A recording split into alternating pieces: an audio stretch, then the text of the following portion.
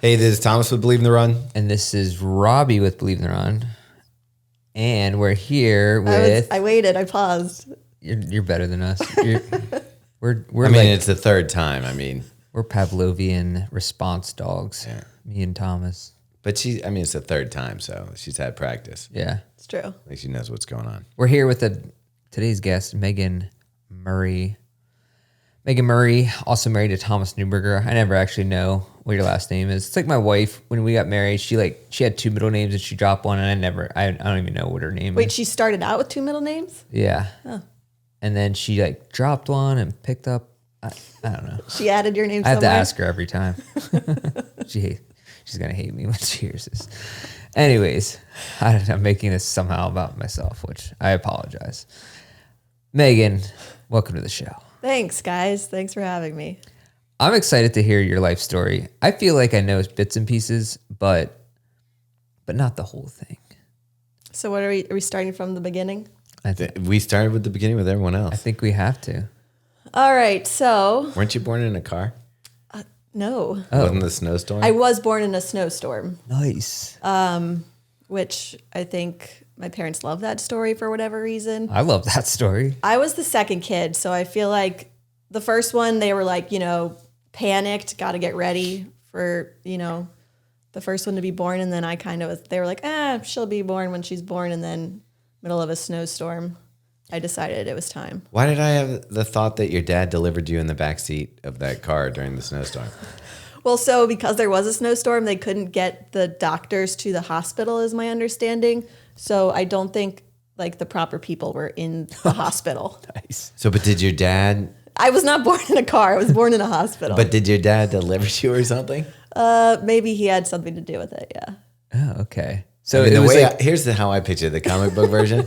The car's on the side of the road. Their hazards are blinking in the snowstorm. Right. Your dad has got the back door open. He's, over Robin with her screaming through, pain, and Meaghan is born. I do know it was so sudden that they didn't have time to give my mom any drugs. Nice. So I was born... like Little House on the Prairie style. Yeah. So I think it's probably pretty memorable. So it's basically the security guard at the hospital and your dad were just delivering you. That's amazing. Yeah. So that was the start. Where were you born? Annapolis. Oh, really? Yeah. See, never knew that. So I was born in Annapolis, and we had a home there, and I lived there, I want to say, until I was 3 or 4. I don't have many memories of the Annapolis home. Annapolis is in Maryland, for those of you who don't know. Yes. It's the capital. Capital city. So I lived there when I was very young, and then we moved to Phoenix, Maryland, which is 45 minutes north of Baltimore City, where we all are now. That's kind of in the middle of nowhere, right? It is, but I lived in a neighborhood where I didn't feel like some of my friends lived what I called cowland, where their home would be on 15 acres. And which they would probably call horse land up there, but yeah. Horse land, cowland, whatever you want to call it. It's beautiful, but where I lived, I felt like we were slightly closer to civilization. Okay. I could walk to the Blockbuster on a Friday night. Oh, really? Do you know where the Four Corners is? I actually don't think I do. Okay, so if you go up to the county, she's basically on the edge of oblivion. So it's you go up there, there's this place called Four Corners. It's Jacksonville.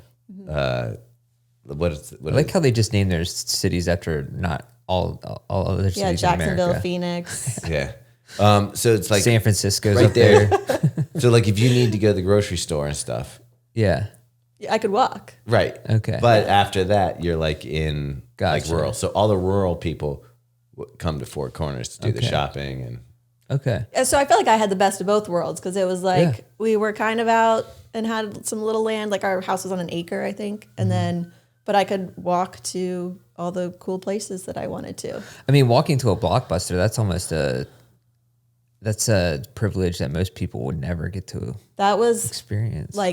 pinnacle Friday night, order Domino's pizza, walk to Blockbuster, go get the new release movie. If it wasn't there, you'd go to the checkout and be like, did anyone just return one recently? Yeah, nice. You smell weird popcorn in there. Yeah. I'm surprised you didn't get a job there. So I think it closed down by the time I was ready to get a job. Yeah. As Blockbuster did. Man. You could talk about that for an hour. That with the record stores is a experience that, I mean, Blockbuster was kind of a pain in the butt because it was a responsibility. You had the tape, you had to get it back. Return it, yeah. But going there and picking out the movie, that was fun. Why are we so nostalgic for something that was such a frustrating experience most of the time? Because when it worked out, it was so good. Yeah. It was kind of like now you surf TV to see what's on and you can go through thousands and you're like, there's nothing. You used to go to Blockbuster, thousands of movies, and you'd be like, there's nothing here. Mm-hmm. Versus the fact of the matter is, though, I think what we're nostalgic about is you used to have to be around people. It was an experience.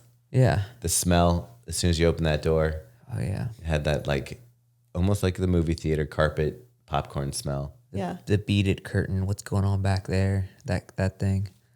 I also grew up in a house that was like very health conscious, I would say. Okay. And so Friday nights we would get like, maybe it was like $5, maybe it was $10. I don't even know. We would get a little bit of money. We were allowed to go rent a movie and get candy. Nice. So that was like a big to do, and have pizza. So you were born, I don't even know what year you were 88. born. Oh, okay. Yeah, so 88, so you did get to experience, you were still in the transition period between 90s were pre-internet and post. Yeah, I feel like I lived like the perfect scenario of when the internet was introduced to my life. If it was any earlier, I think it would have been catastrophic. Yeah.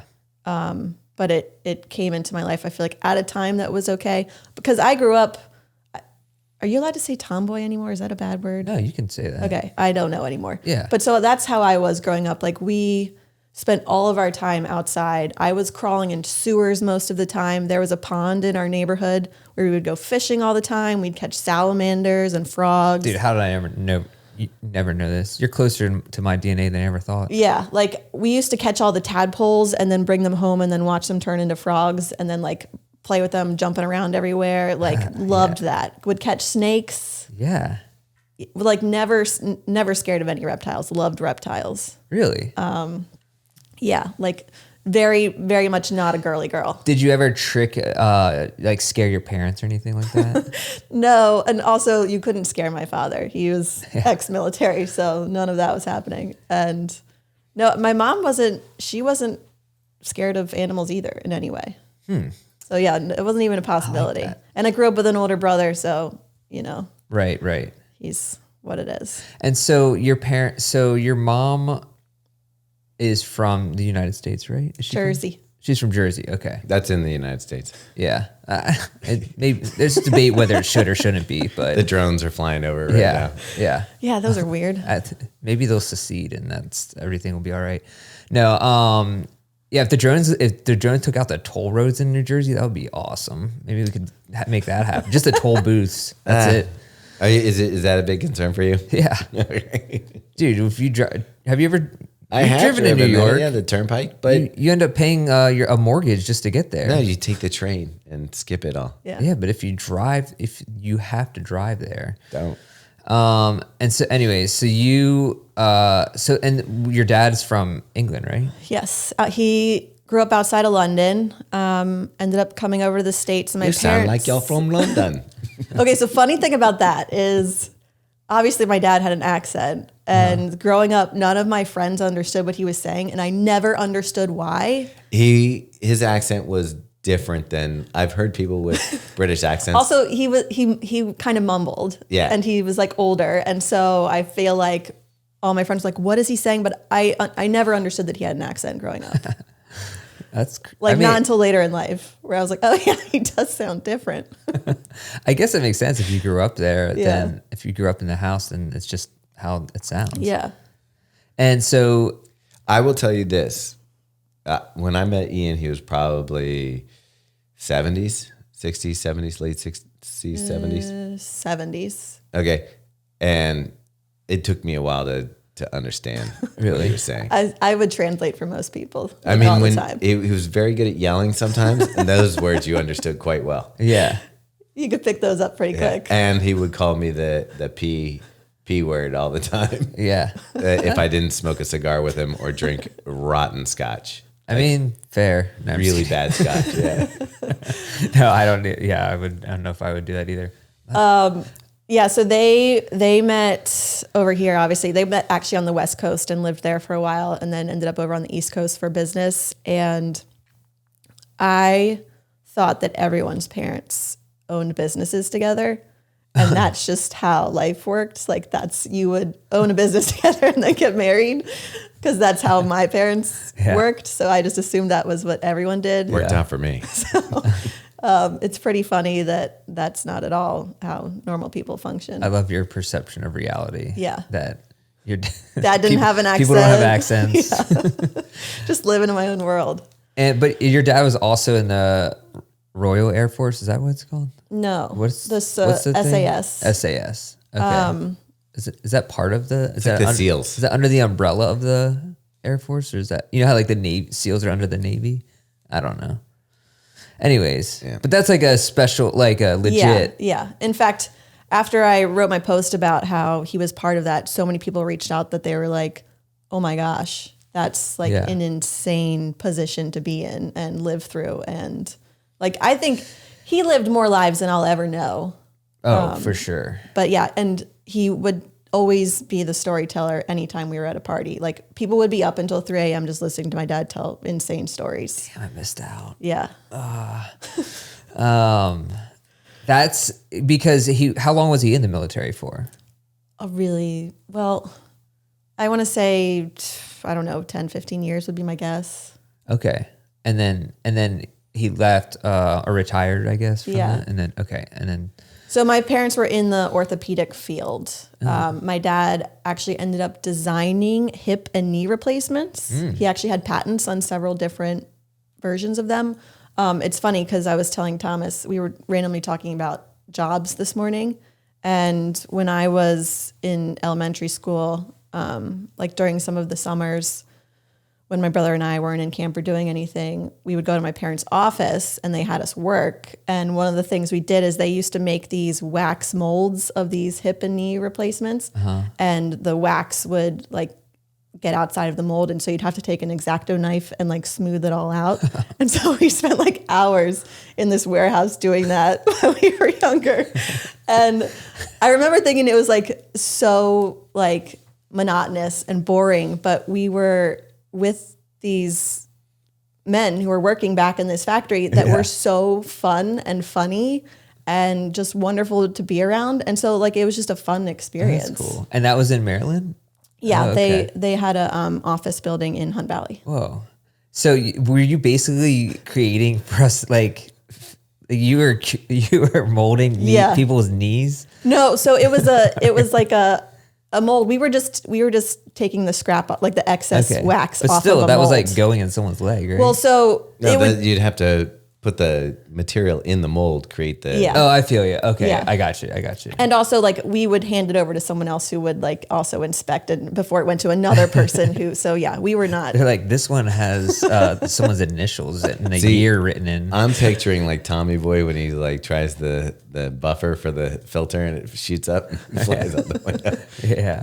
And I'm also thinking, like, you know how the boys have helped, like, come and done, like, some grit packing before? They did it, like, for maybe 10 minutes and... They helped out. I'm wondering how much actual work. Like, were you? No, we would stay for, if not a half day, like a full day sometimes. That's a good work ethic right there. But I remember there was a cafeteria in this office building that was like the highlight. We were allowed to go get something out of the vending machine at lunchtime. So like a candy bar or something. And that was like epic. What was it about cafeterias when you're a kid? Yeah. Like in any workplace, it's like a magic. If you go to a break room in like the worst break room in any office, or you think it's like the coolest place on earth. Smells like bad coffee. And, right. But I remember doing that when I went to visit my mom. You would go to like a vending machine, and the vending machine, like being able to pick out anything in a vending machine was like pretty exciting. They also, so my parents worked a lot and traveled a lot. So every once in a while we'd have to go into their office on a weekend. And so they owned this building, and the front half of it was like office building, like offices. And then the back half was a factory. You could obviously get through the whole thing. And so they would let us bring our rollerblades. And there was also a conferencing system throughout, our speaker system. Yeah. And so we were allowed to rollerblade from the front office parts all the way around to the factory. And so my brother and I would like race each other, and then we'd get on the loudspeaker and be like, up. And so like that was super fun. Yeah. In a potentially not fun environment when my parents had to go into an office on a weekend. Oh, that's pretty cool. But yeah. I like that. They were all good memories. So did they work a lot doing that then? Yeah. Yeah, my parents worked a lot. Okay. But somehow my mom still managed to like come to all of my sports games and like pick me up from school. And I honestly. And your school wasn't close by. Well, so growing up, I went to a little private school called St. James Academy in Moncton, Maryland. Okay. And so their offices were only 10 minutes from there. So that drive wasn't bad. That's when you switched. It's when I went to high school that I had quite a trek. Okay. Yeah. And then so were your parents, what sports were you playing when you were younger then? I primarily played soccer. So like all year long, indoor, outdoor. Okay. Growing up. And then when I went to middle school, that's when I did lacrosse, field hockey, and soccer. Now, a funny thing is she went to this soccer camp, and you got to tell this story. She went to a soccer camp that I ended up sending the boys to. Okay. Same soccer camp. Same Dude's still dude. there. Really? Yeah, he was probably, how old was he when you went there? I don't Like know. he just retired from the Blast soccer. Yeah, he was a professional who was retired. And when my boys went, this dude looked like, Like the ancient. Is like the crypt keeper? No, if the crypt keeper had like a giant belly, like, he Like was. he's on a diet of. But I remember thinking he was super cool. Yeah. Yeah, but tell him about the field trips that you would take. So this camp was, you would play soccer all day in these fields, but then also like No shade, by the way. one day a week or maybe half of a day, you would go somewhere into like a lake or a quarry and go swimming or a pool or something like that. And I'll never forget this one time he was driving us in like this weird van, like this creepy van. And he had like rigged a TV in the center console. Yeah. And was driving and watching this like very violent movie. Did you say he was also cracked a beer or something? He opened something. And I just remember being like, what? Why is he watching TV while we're driving to this place? And Dude, he was ahead of his time. yeah. And so we go to this quarry and we're all like swimming or whatever. And we get back in the car and we head back home where all of our parents are there to pick us up. And he realized he left one of the kids at the quarry. And everyone was like freaking out. And I was like, Mom, I don't think this guy's very responsible. Like, and I think I was telling her about the TV, and then we never went back. Oh man. And he's So meanwhile, I send the kids there. So my youngest is kind of finicky anyway. And there's no shade. Like they're just in this field in the middle of Maryland summer, which is like at best 80 degrees and 100% humidity. Yeah. And I would get them home and they would just be covered in like dust and dirt and just wet and sweaty. And he was like, I can't go back. He's like, what? I'm like, what'd you do today? He goes, I sat under a tree for like 3 hours. Yeah. That's kind of how it was, I guess. I mean, back then it was like, if you didn't get secondhand smoke, they weren't a good coach. Yeah. That was kind of the deal. At least in Yeah. baseball, I felt like. If you didn't step in tobacco spit on your way to the batter's box, then you were on the wrong. You weren't getting coached well. I'm like thinking of all of my coaches as you're saying that. And yeah, checks out. Yeah. Especially when I was younger. I don't feel like there is like athletes back then were really focused on Nutrition. Being anything outside of playing the sport. That was when athletes were just naturally good at stuff. Like you'd have a dude who was, 20, like who's a golfer that is really John good? Daly? Yeah, the John Daly athlete was every athlete. Right. Like they just played until they got fat and then they stopped playing. Yeah. They didn't even started have coaching. They didn't even have weight rooms in major league clubhouses till like the late 80s. Like they didn't work out. They just kind of showed up. Yeah. It's awesome. I wish that's how everything was. But yeah, anyway, so that was a kind of you played soccer a lot. Yeah. And then did you do travel soccer or anything? Or was it just like indoor, like whatever season it was? Did they even have that? Yeah, they had that, right? They did. I don't think I ever joined a travel soccer team. I did do some travel lacrosse stuff for a little bit. Okay. But yeah, I think especially having 2 kids with like owning a company and having 2 kids in sports, I don't know how we would travel. Right. So then did your parents have to travel for work and stuff? Yeah. Okay. They traveled quite a bit. In fact, I had a really good relationship with my grandparents because that's where we would go and stay, like when they would go to Japan or wherever for a week or so. My mom would always try to stay with us, so that was only my dad traveling, but there was just several times where they both had to go. And so I was very much a mama's girl growing up, so those trips would devastate me.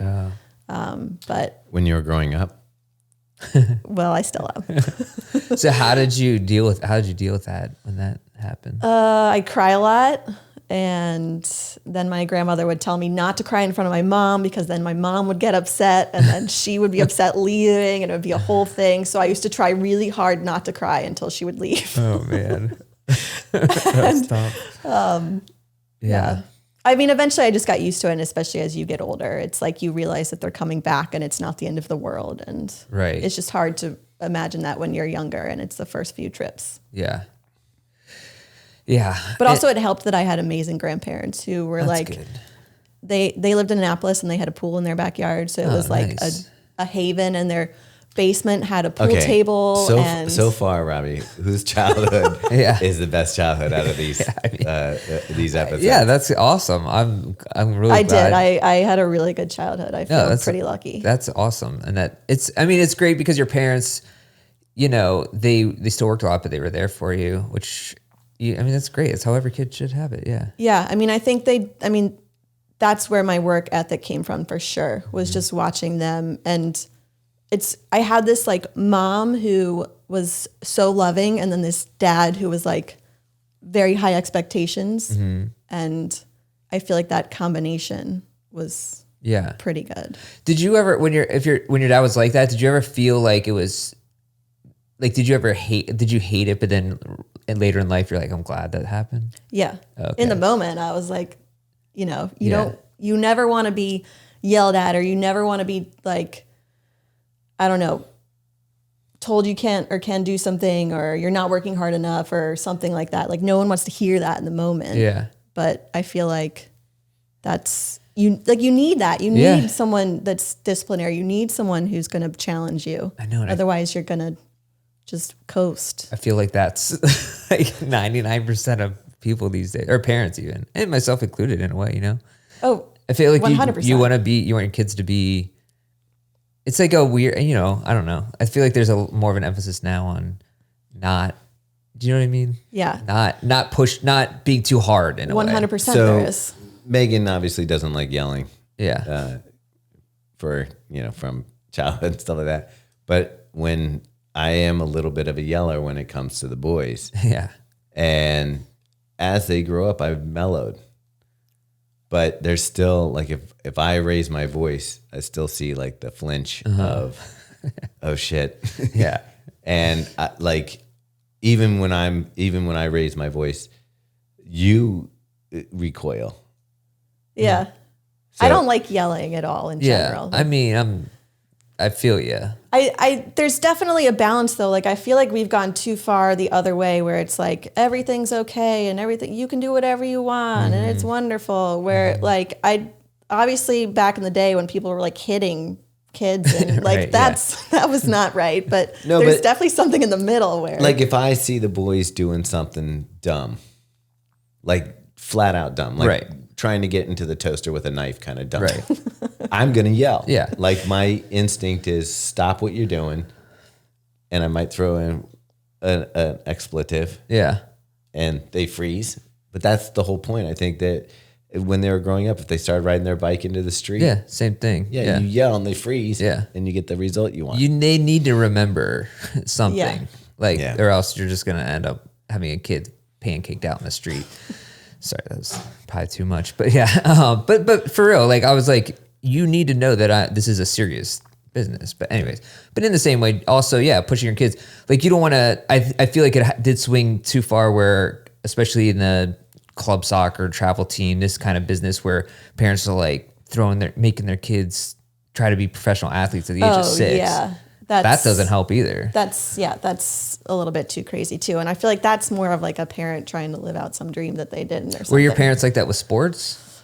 No, although, so my dad coached me for indoor soccer for a few years. No one know how to play. Everyone's like, I don't know what he's saying. Yeah.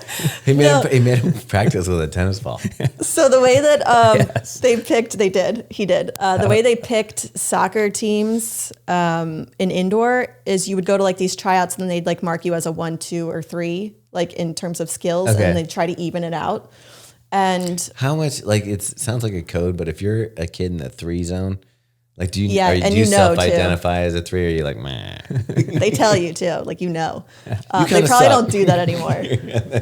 But so they wouldn't let multiple 1s be on the same team. Okay. And my best friend at the time, she and I would always be 1s. And so we got our dads to coach together. Okay. So that we could be on the same team. Oh, it's like the parent trap, but the coaching trap. I like it. Yeah. Yeah. It only which worked friend for was 1 this? year. This was Carrie. Okay. But I didn't anyway, know Carrie was athletic. yeah, she was very, very talented. Damn. Sorry, Carrie, if you're listening. She's not. She's not.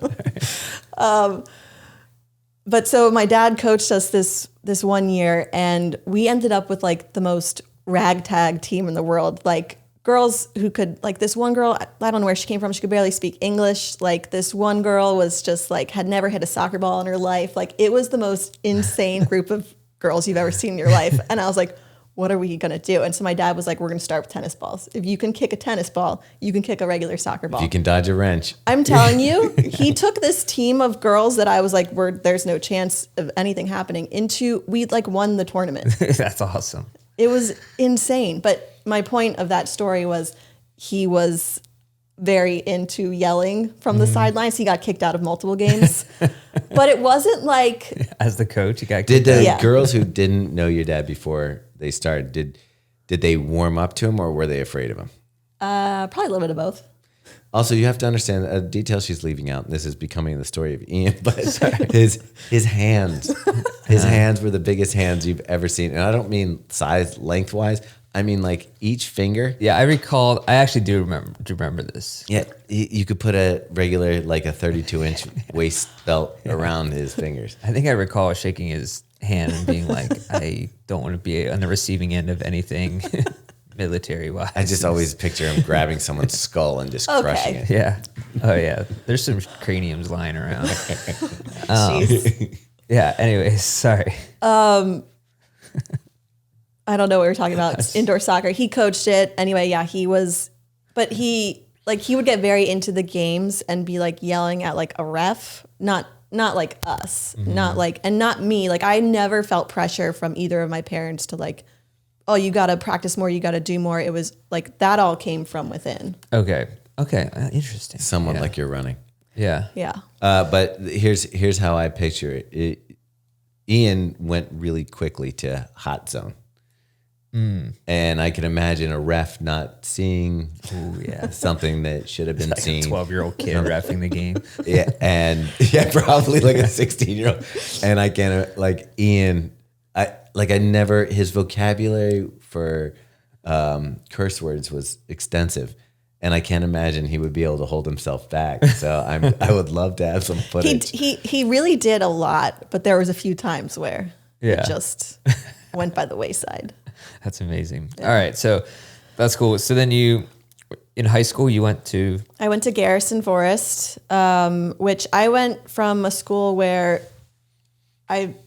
academically I did really well. And I worked hard, but it just wasn't that hard for me to going to a high school that it was very academically challenging. And so that All was women, tough right? for me. Yeah. okay.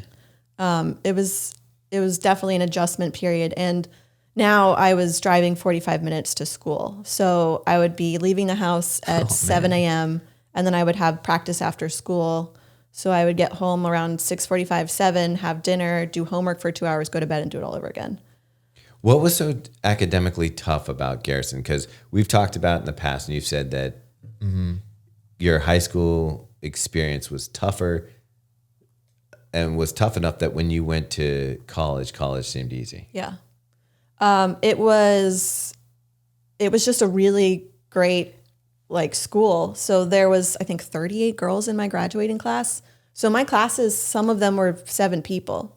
Wow. So the attention you got from the teacher was extensive. And then the curriculum we were learning was... You can't take a nap in those classes. No. And the curriculum we were learning was just, it seemed very advanced from what I was used to. And a lot of the girls, they were on academic scholarships. I was not. And so it just, and I think especially at that age, like I was very interested in going to parties and stuff. And so like having to juggle that just, it was really hard. But like I've told you before, it's the best education I got in all of my life. So, wow. So why there and not somewhere closer? My parents really wanted me to go there. None of the private schools in Baltimore were very close to my house. But this one was 10 minutes further out than most of them. Okay. But it had a really good reputation and they wanted me to go there. Oh yeah. I mean, even if it's called Garrison Forest, I feel like that's somewhere where maybe Robin Hood would have went through or something. It sounds like a British. You're thinking of Sherwood Forest. Yeah. Yeah. It sounds like a fancy, like, I just feel like anything with the word forest in it and a school name, I'm like, that has to be a good school. Like Yeah. Hogwarts. Yeah. Yeah. Hogwarts is, they need to work. Hogwarts Forest would have been a little bit better. Well, it had a forest near it. Forbidden Forest, yeah, did have that. So, That'd be a good name for a school. Forbidden Forest. yeah, I'd go there. But, and then that was, so during high school, you said you played lacrosse and things like that? Yep. I stayed playing soccer, lacrosse, field hockey. I was in a sport for every part of the year, pretty much. Just always staying active. But yeah. And your parents didn't like slide into a deep depression from having to watch field hockey games over and over again? No. And that one faded out early in high school. It's literally the worst game ever to watch. Yeah, that's fair. I don't know. Women's lacrosse, they need to just let them put pads on and hit each other because I went to go watch one of those and basically whoever picked up the ball was going to run to the... there's no hitting or whatever? No, they're not. They're only allowed to check the stick. So a girl will pick up the ball, run towards the goal, shoot the ball. If she misses, the other team gets and runs back. It's basically... Is that different than men's lacrosse? Yeah, men's like, wear padding physical. and helmets and then crack each other. Why is that though? It seems a little sexist if you ask me. I think it is. That's why I'm saying they should just let them play. But so in men's, you wear pads. Like I had shoulder pads and a helmet and gloves to protect your hands. Right. The women have gloves, I believe, and they make them wear eye goggles. That was only implemented in my last year of lacrosse. Okay. So, and then the contact isn't that hard. Like I think at this point, make it full contact like the men's. But yeah, equal rights. So I have a question for you. So when I met your brother, I instantly fell in love with him. Whoa. Like you remember the first night? Confessions. Yeah, the first night that I met him, him and I hit it off really well. We had a great time. He's cool. To this day, we're still most people that meet him tight. love him. Mm-hmm. You have what I would consider a very tight relationship with your brother, more so than I think the average person. Why do you think that you guys are so connected like you did? Because I would think that some sort of almost like a trauma would bring two siblings together this tight. But, why are you so tight with Ryan? Well, for starters, we're 15 months apart. So age-wise, really close. Growing up, I mean, he and I were always together. So he was always there. Like I said, I was a tomboy. So I feel like we could hang out and go play in the yard and do, run around, kick the soccer ball. And we had similar interests. So I think that helped. And yeah, he was just kind of a built-in best friend. That's interesting. That's interesting because I feel like that's not a lot of times it's complete opposite where Siblings they're get away. heads. They don't. Yeah. I mean, dude, my sister's not that much younger than me. She's 2 years, and dude, standard. Like, I think we were too much alike too, maybe, but I just cannot. I mean, Ryan I hated and my Meaghan sister growing up. are similar people. We convinced, we'll get to this later because when college, but Ryan and I used to convince everyone we were twins when we go out at places. Really? Just as a joke, because we thought that was funny. Joke's on you. Yeah. But like, I would play like 007, like shooting games. Like when Nice. like I fit in with the boys. And I Yeah. think that was also probably it, is like his friends became my friends became his friends. Like we were in the same circles, especially throughout high school. Did you ever date any of his friends? I did. Was that weird? It wasn't Okay. at the time. Yeah. I ended up dating one of his friends, who was like my first like real boyfriend for a couple years. But he was like just the sweetest, nicest guy in the world. I think if I had dated maybe any of the other friends that he had, it would have been a problem. Yeah. But I picked the really nice one. That's So good. it was okay. Okay. So the very first time I met Ryan, we were working at Social Toaster, and we went to a happy hour, and Ryan came to drop off a car for Meaghan because her car was dying, and so they got her a car that ended up being a nightmare. I'm not allowed to buy cars because I buy lemons, and Yeah. that is the end of it. This car, they couldn't find the electrical problem, so the battery would die. Oh, that's the worst. Every 2 days. I've had a car like that before. Yeah. So Ryan comes up and he drops off the car, but he comes to the happy hour. When I meet him, I start, we're having fun. So a little game, I'm like, we start daring each other to do different things. Right. So, okay, the next girl that comes in here, you've got to exchange clothing with her and come Like out. the next girl that walks into this bar, you have to convince her to take off her clothes and put on your clothes. And Okay. you have to put on her clothes. Okay. I was like, this is never going to happen. This girl walks in with her boyfriend. What? Ryan goes up to her, convinces her. And did he tell her this is a bet? No, This is just like, okay. I don't know that he didn't. he didn't. Okay. But 10 minutes later, he comes out of the bathroom wearing her clothes. She comes out wearing his clothes. Oh, like the whole thing. Yeah. I thought you meant just like a glove. No. No. Michael Jackson. Like they No, swapped they- outfits. Yeah. Oh, no way. Dude, that's unbelievable. Yeah. Ryan's that kind of guy, though. Yeah, I can see that. He's like lovable and charmer. outgoing. And yeah, like people they just, I don't know, That's cool. go towards him. But he and I did get in quite a bit of trouble in high school. I mean, I've heard you talk about these parties that you used to have at your house, and they seem pretty epic. I know. I feel like really bad for my parents, and I'm sorry, Mom, because I know you're probably listening to this.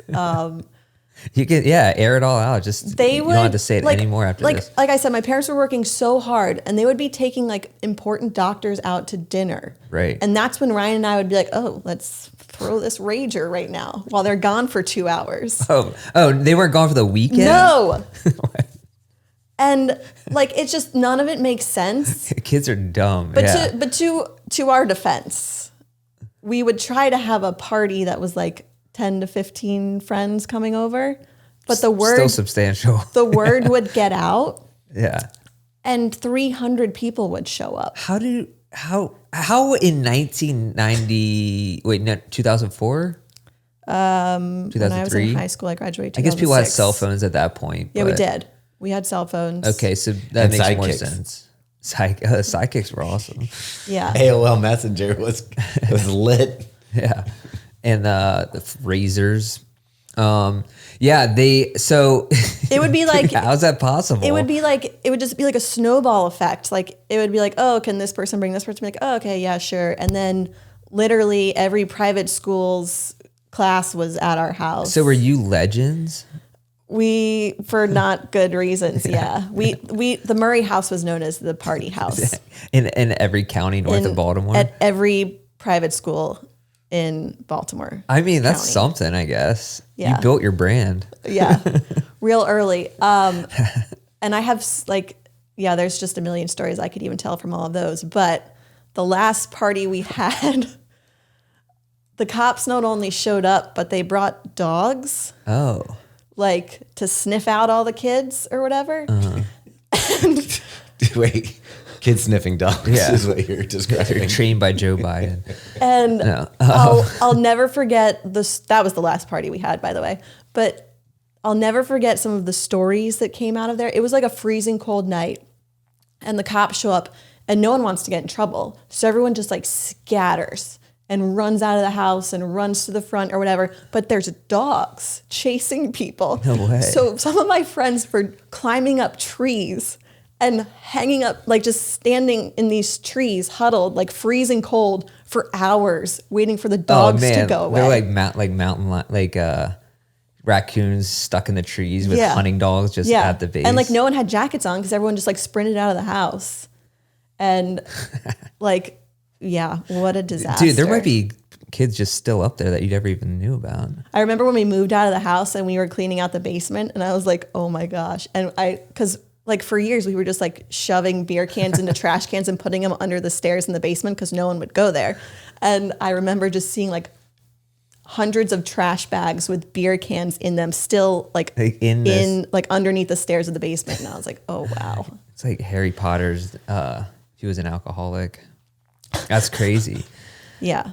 So we definitely got into some trouble in high school, which I feel really bad about for my parents. So this is interesting to me because you can have, so like when I was talking about, my parents didn't, it was like literally the complete opposite. Yeah. Where there was nothing like, I feel like my sister did have a couple parties then when later on, but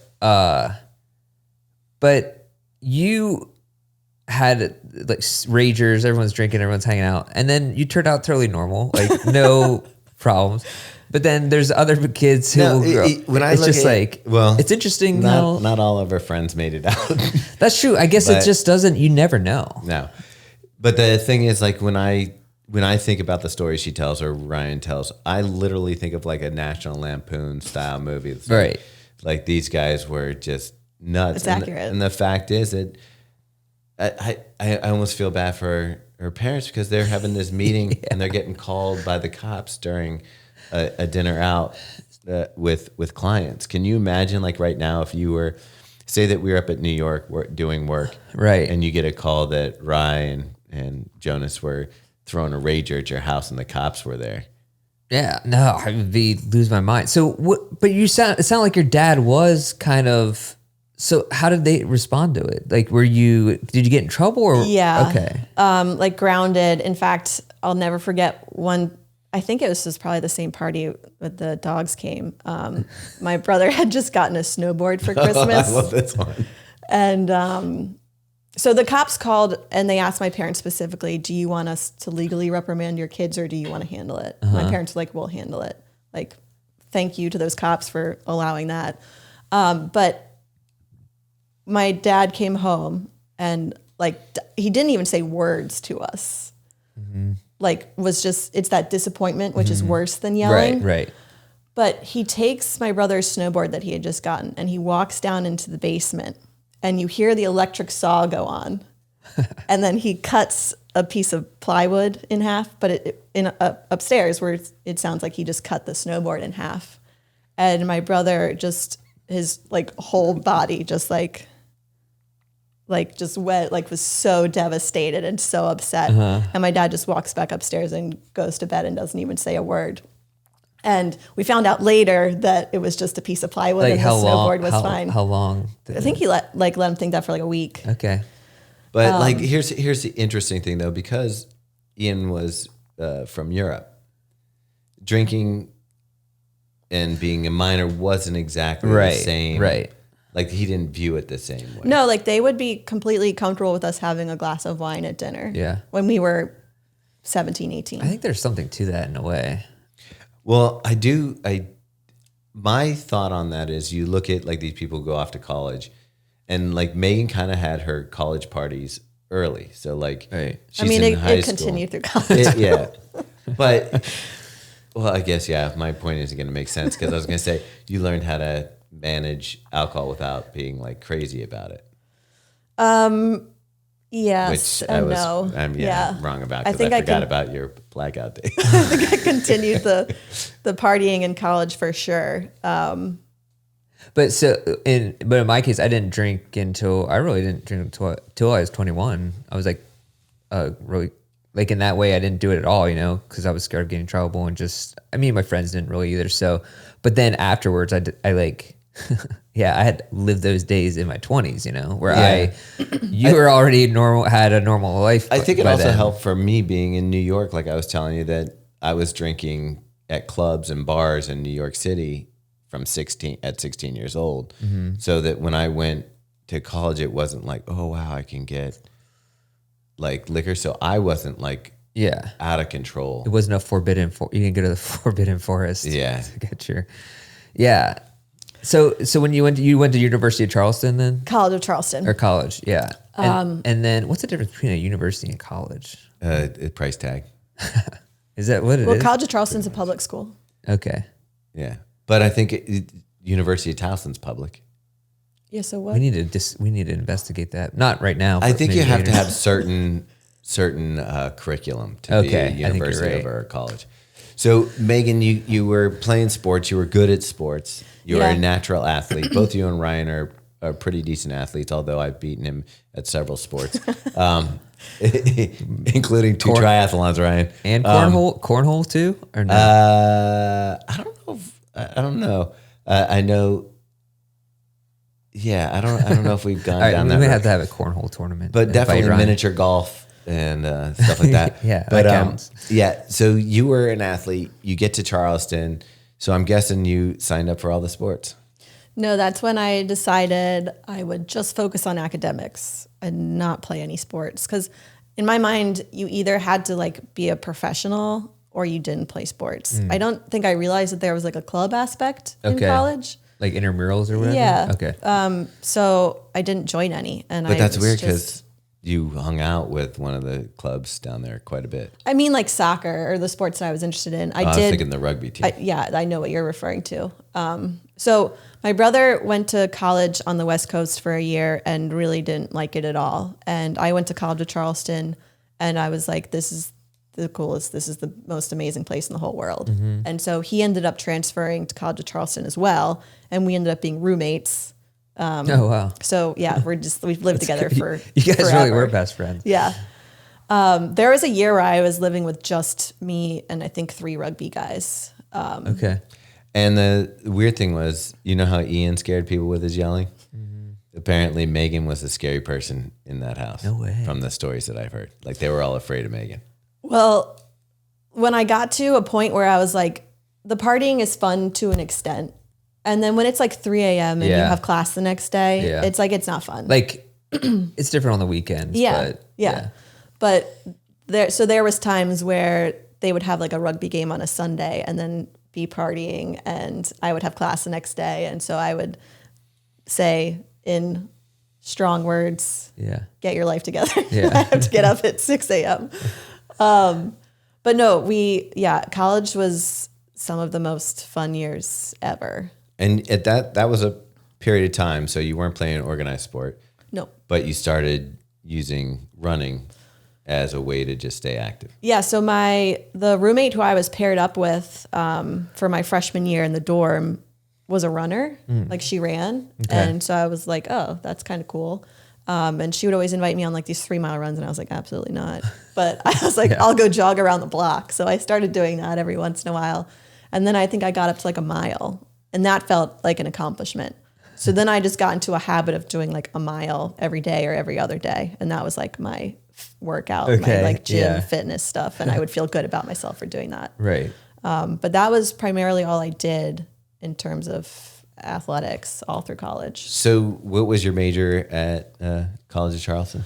I started out as a comm major and then I switched to business with a concentration in marketing.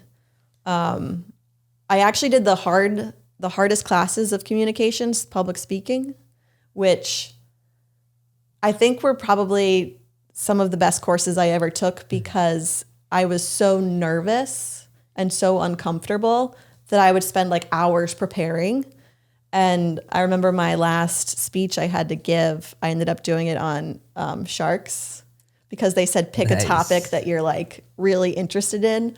And so it started out with like this giant great white shark behind me. And like the teacher was like, that was the best presentation from the entire class. Oh, that's awesome. And so then I had like a bunch of confidence, but at the same time I was like, this is also I don't know what I'm going to do with this afterwards. So I was like, become a shark expert. so, and actually, weirdly, finance was one of my favorite classes. And so I was like, I'm just going to go business. But I also think marketing is important. I didn't know what I wanted to do. Mm-hmm. And I was like, I feel like these are two skill sets that I can do anything with. Yeah.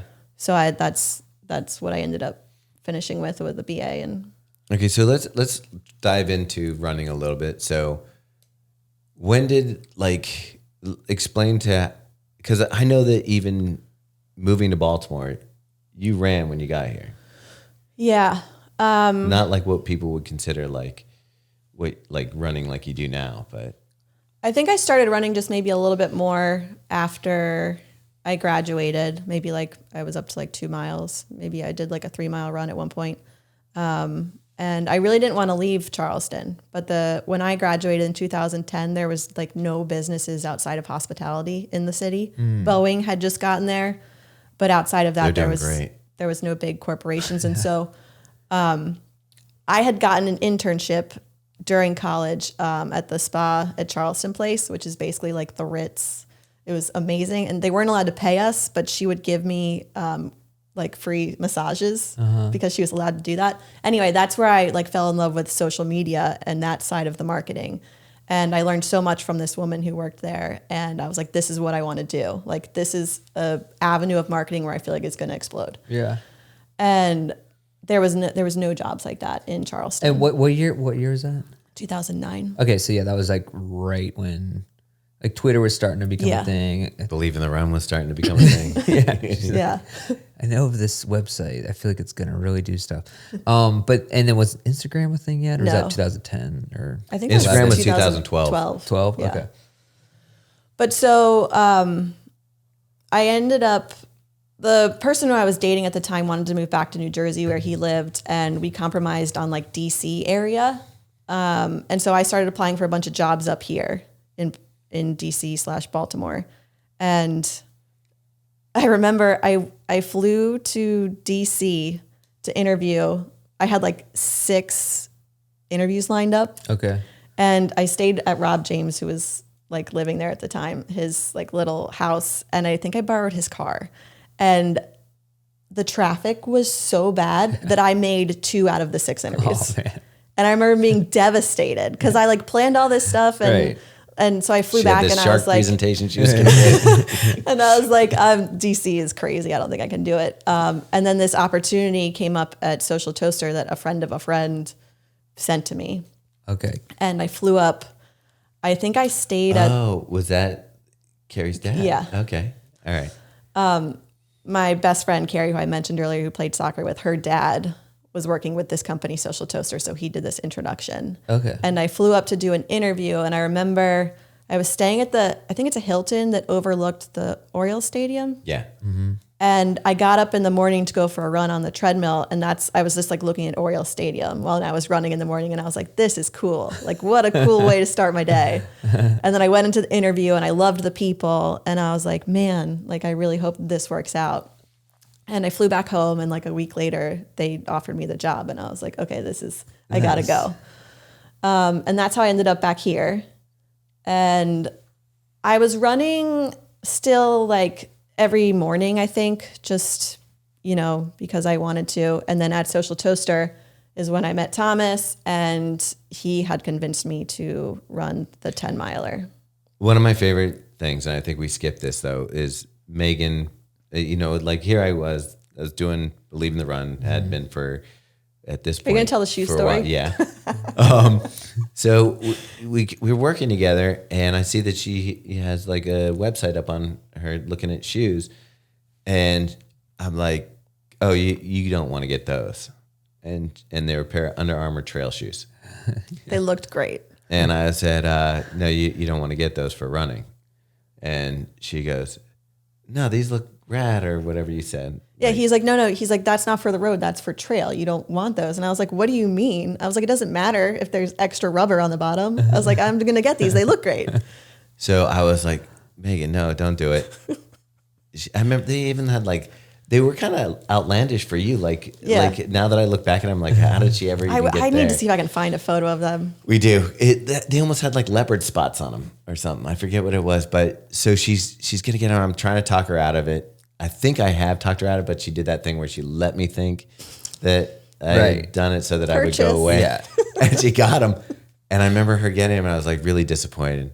She went for a run. And this was one of my happiest moments. She came back. She's like, they gave me blisters everywhere. And my feet are all messed up. And I'm like, yeah. I sent them right back. At this time, she was doing like 3-mile runs. So this shoe chewed her up like within 3 miles and just destroyed her feet.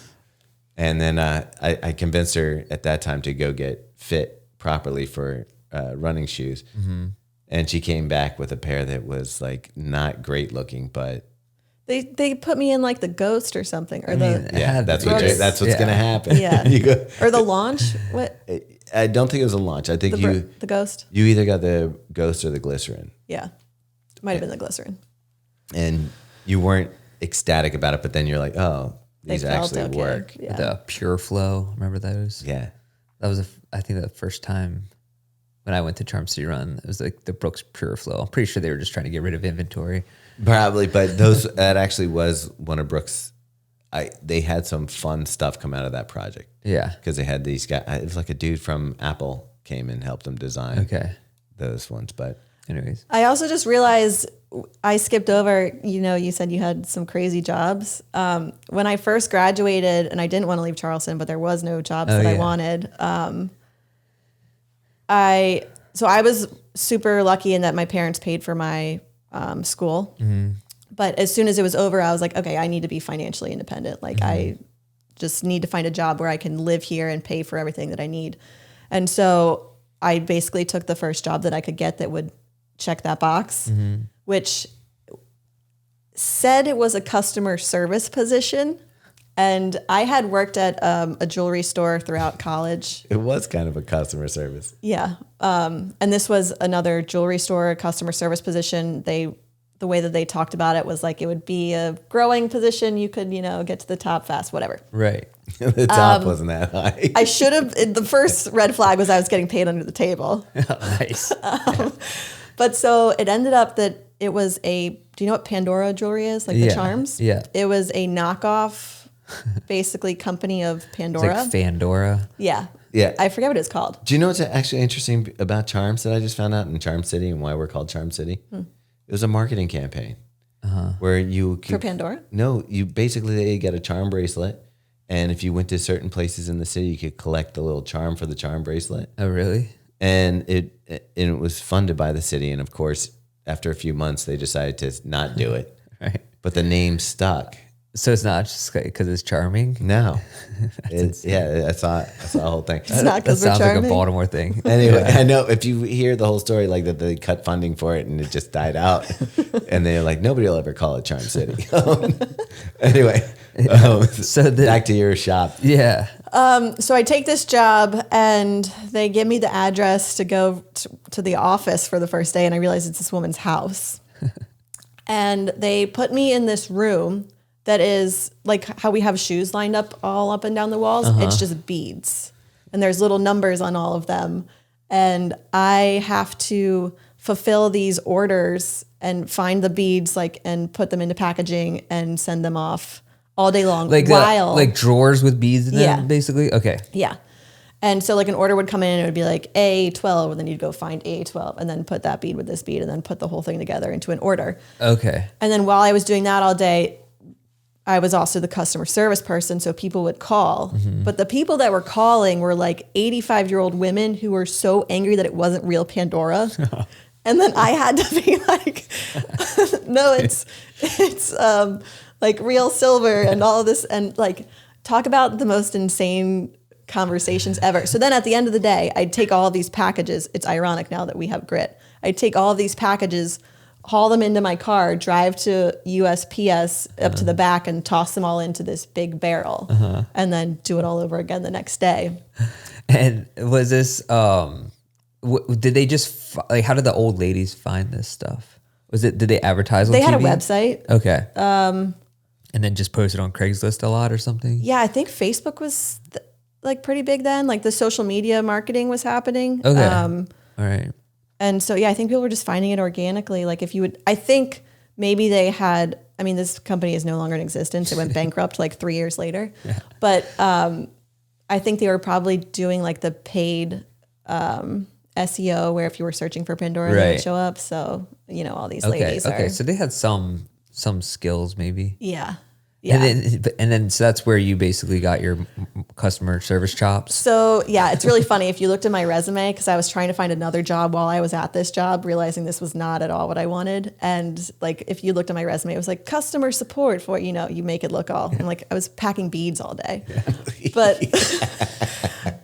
you're like managing inventory for a Fortune 1000 company. Yeah, exactly. Fulfillment services. Yeah. This is the Amazon before Amazon. All right. Sorry. I decided to stop looking at like the customer support, and maybe there was more like business, because I couldn't find anything in marketing. So I was like looking at like business opportunities. Like, I don't even know what that means, but this position at a construction company came up, and I just like applied, and then they were like, "Can you come in?" And I was like, "Well, I have to be at my job at 9 a.m. And they're like, "Well, can you come in at 6? Like we open at 5 or whatever." And I was like, "Okay." And so I get there and they're like, "Can you create," they like gave me a spreadsheet and they gave me a scenario, and they were like, "Can you create a formula to figure out how to efficiently get these trucks to this place at this time," or whatever. I'm out. Yeah. So I'm already dead. I'm like super nervous. I'm like, I don't know what I'm doing. And so I just fill out as much as I can figure out or whatever. And I leave and I go to my job. And I get a call later that afternoon, and they were like, "You're the only person who's come in here and has been able to figure this out in under 3 hours." Really? Yeah. And I was like, they're like, "We want to hire you." And I was like, "Okay." And they were like, "How much do you want?" And I was like, I don't know. I was like, I was making like, is $12 under the table? Does that seem like a lot or a little? That sounds like a little bit. Back then it probably was. Maybe it was $20 under the table. I mean, I probably would have taken $12 an hour at the time. All I know is I asked for a certain amount, and the woman who was the HR director was like, "You need to ask for more." I was like, "Okay, whatever you suggest." And so I ended up going to work for this construction company, and my whole job was to create like the most efficient process for these trucks to lay asphalt, which sounds so weird, but it was actually like kind of fun in the beginning, and then it got really boring. But you got to fly in private jet. Okay, my whole life, I don't know how, but I have had the best bosses in the whole world. Yeah. Like, I don't know. I luck out on bosses. And even the bead lady? She was nice, so it was fine. Okay, all right. And this guy who was my ultimate boss at this construction company was just like a super fun dude to hang out with. And my 3rd week or 4th week of being at the construction company, they had this giant conference, and he should have taken someone who had been there for years, but instead he took me to this truck conference in New Orleans, and they had a private jet. So I just flew with them on this private jet to New Orleans to sit into this like 2-hour meeting. And then we like went out to fancy dinners and hung out. And there was nothing back. Like extra not terrestrial, but like that's the first thing I thought. There's like no Epsteining going on. No. Okay. And it was like me and a bunch of dudes, but I promise you, like he was like a father figure. Okay. There was like nothing weird. So there are good guys out there. Yeah. Although. Okay. Although I did a couple of weeks before I left there, before I told them I was quitting. I walked into the office, and the CFO walked straight up to me and he said, "Can you come into my office?" And I was like, "Oh gosh." And he said, "We've let my boss and the HR girl go." And they were like, "We're not going to talk anymore about it, but I just wanted to let you know." And he's like, "You will now be reporting to me." And I was like, and I'm out. Yeah. So I thought you were going to say he asked you to like, cook the books or something. Maybe do a little bit of pivot tabling or something like that. I don't even know what pivot tables are. I've heard the term before, but there's other places that we've worked at where there was some funny book stuff going on, but yeah, I'm sure that happens a lot. Yeah. I guess I'm naive. Like I always think that people are on the up and up. And so when we catch somebody doing something like that or see that, it really is disheartening. I think it's way more common than you would probably think. Yeah. I mean, the one time when I was working in the restaurant, the hostess tried to steal the cash drop. Like, I was like, she like faked putting it in the safe and everything, like, because there is a camera back there, and it was like obviously you took it. Like, you're the only one with access to the cash drawer. I don't know what happened to it. $2,000. Like, yeah. But yeah, people were crazy. All right, so you get this trip to New Orleans. You've now at Social Toaster. Yeah. You start running. Highly influenced by you. Yeah, but you start running and well, the reason, look, Meaghan, I don't know why, were you on Strava or were you new to Strava? But Strava didn't exist then. So after, I don't know, Daily Mile maybe. Athlinks. So Meg's like, now got her shoes sorted out. Mm-hmm. And I'm like just looking at her, like her daily run, and she's running basically the perimeter of Patterson Park. Okay. Right. I like had no concept of hills, I guess. I was just like running circles around there. And Thomas was like, oh, that's really hilly. And I was like, what? And she was running it at a pretty good pace. Right. I was like, you should sign up for a race or something. And then you said the Baltimore 10 miler was super fun. And have you ever done races before? Which was a lie. I did one 5K. What about the bridge thing in Charleston? I never did that. Oh, you didn't? No. Oh, wow. I ran that bridge all the time. Never once did the race. That's weird.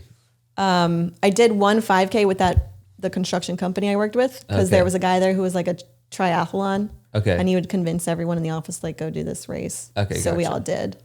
Gotcha.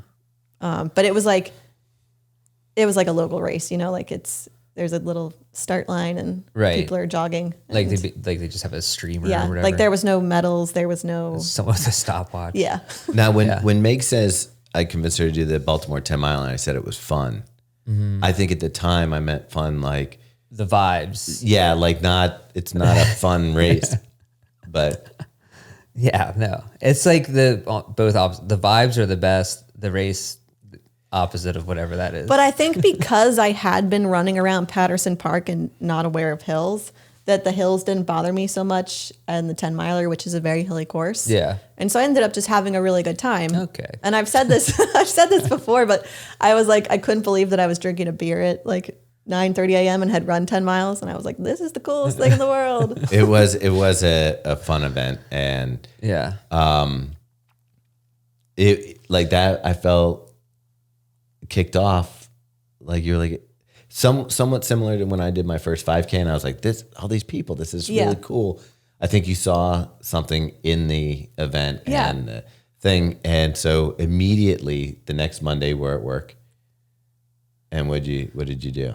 Well, Thomas was like, you should sign up for the half now because you did the 10 miler, so you can do the half. I don't know if this was immediately, because part of the reason I signed up for the marathon is because I had just gone through a breakup, and I was like, I can do whatever.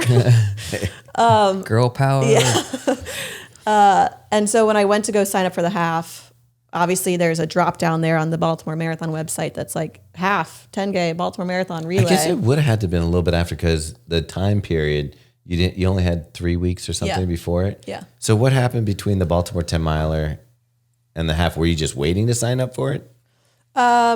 No, I don't know that I was like eager to sign up for anything. And the person who I was living with like really didn't like that I was spending Saturday mornings running. So that was a real problem. Did you have priorities like brunch? Yeah. Like not going out on a Friday night was like real tragic. Yeah.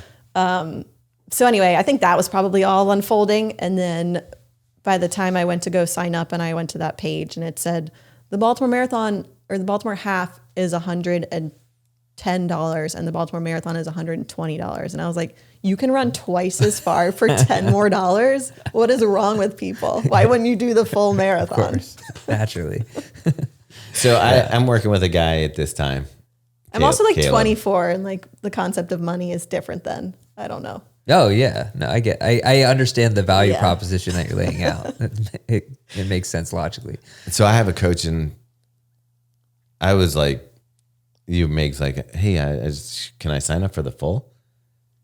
And I was like, let me ask my coach what he thinks. And at that time, he already knew her a little bit because he had, I think, did he help with the 10-miler training at all?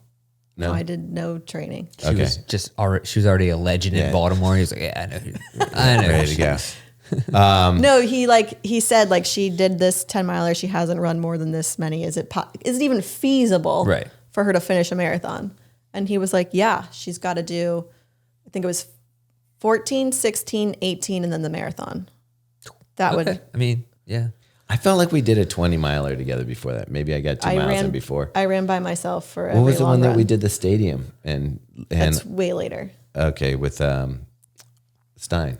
I did all of these long runs on the NCR trail. So I would drive from downtown to the NCR. Why? That's where I needed to run long. I have no idea. Right. And I brought like Swedish fish with me. I don't think she had a GPS watch or anything either. So it was like running on the NCR. You could clock. You know when to turn around, whatever. I don't even know. How were you doing? Probably I just did out and back. No, I remember I left my phone in my car because I would get back from these long runs and I'd be so excited. I would like call my mom and I was like, Mom, I just ran 16 miles. She was like, wow. But it was that whole process was so anticlimactic for me because I literally drive to the NCR by myself, do this run by myself, get back in my car, go back home, and do that again like 3 weeks in a row. And even the marathon morning, like at this time in my life, I had no friends that ran. I had no family that understood what a marathon was. Yeah. And so like I drove myself to the start line. I like nervously sat there by myself, waiting for the gun to go off, ran the race, like crossed the finish line and was like, okay, when cool. did I got back in my car and drove home? Like but just then, such a different experience then. But that day I picked you up. Then later you picked me up and we went to the office party, whatever thing. The bull and bourbon thing or whatever, which was horrible. Yeah. I mean, it was after running a marathon. You know how you get like a little bit of a chill? Yeah. I couldn't shake my chill. So you ran it too? Yeah, I ran. You did the relay, but you ended up doing like almost all of it. So I did a relay with four people, but I started off the first guy. He wasn't that experienced, so I was like, I'll just run the first leg with you. Okay. And then so I ran the first leg with him, and then I had my second leg, and then I was like with the third guy, I was like, I'll run with you. Okay, gotcha. So I ended up doing like 20 miles, and then I was like drinking with my brother afterwards at Pickles, and then May called, and I was like, I'll take you to the thing. So I was even like in still like sweaty gear, I think, when we went to the bourbon thing. I don't recall. Classy. Yeah. Yeah. Okay, so then how did chill you couldn't get rid of? Did you think it was a good race? Like I did. So Thomas told me, he said a really good goal for a lot of marathoners is sub 4. Yeah. Like coming out. Yeah. I ran a 3:56 high.